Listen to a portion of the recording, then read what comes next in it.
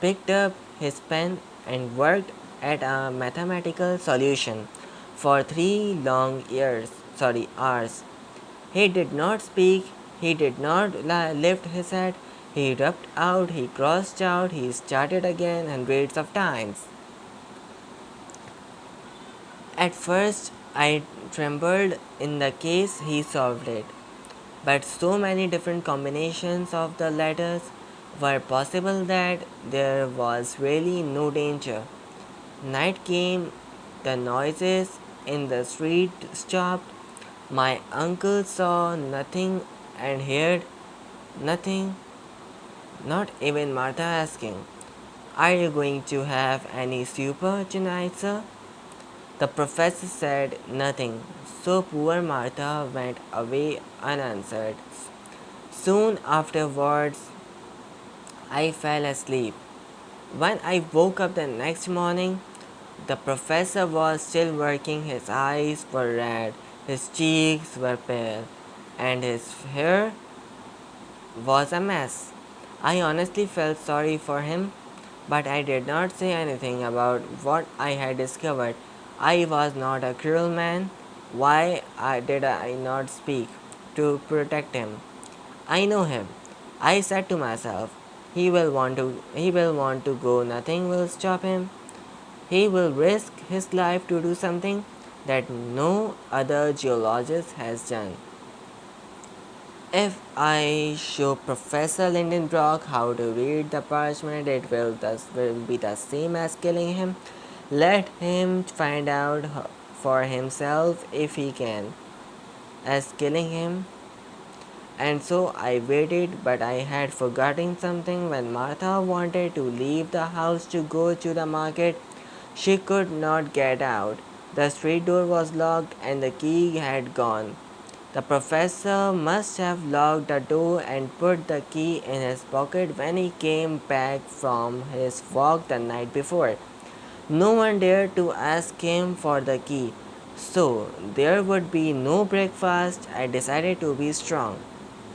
At midday, I still stood firm, but by 2 o'clock I felt really hungry. I started telling myself that the parchment was not so important, that my uncle would not believe anyone had ever gone down into the volcano, that he would treat it's a joke, that we would be able to stop him from going, that it would be better for me to tell him about the secret than to wait for him to discover it.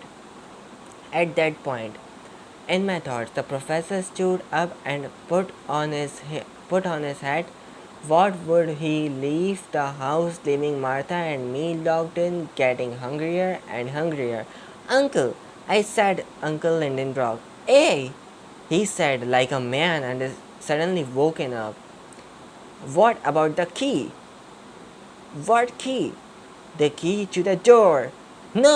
I cried, "the key to the puzzle." The professor looked at me over the top of his glasses. He could see that I knew something. He seized my arm. His hand became tighter and tighter until I had to speak.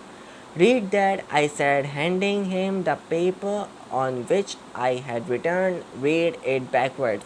The professor cried out. He understood, seizing the paper with tears in his eyes. He read out the whole message from the last letter to the first. It was not very good Latin, but this is what if it said. "Go down into the crater of Xenophil's yokel, over which the shadow of Socrates falls, before the 1st of July, brave traveler, and you will reach the center of the earth. I have done his. And Sakumin." My uncle jumped, as if had received an electric shock. "Of course," he shouted, "of course, Xenophils. That's a volcano on the west coast of an island, and Secretaries is the name of the highest point. Xenophils is one large crater, inside which are a number of smaller ones. If we can get there before July, admittedly the shadow of craters will be pointing to the one of the smaller craters. If we go down that one, we will find out way to the way of the center of the earth. Whew,